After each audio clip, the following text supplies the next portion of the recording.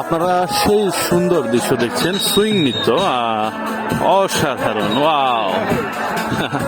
বলে রাখি বন্ধুরা, আমি গতকাল এসেছিলাম রামগড়ের সোনাইয়াগা নামক যে স্থান, যেখানে পুষ্প বৌদ্ধ বিহার রয়েছে। আর সেই পুষ্প বৌদ্ধ বিহারে কিন্তু আজকে 26 তারিখ, আজকে বিকেল থেকে কালকে সারাদিন কিন্তু নানান অনুষ্ঠান রয়েছে। যেহেতু এখানে একজন ধর্মগুরু মারা গিয়েছেন, দীর্ঘ প্রায় 2 মাস ওনার দেহ সংরক্ষণে রাখা হয়েছিল।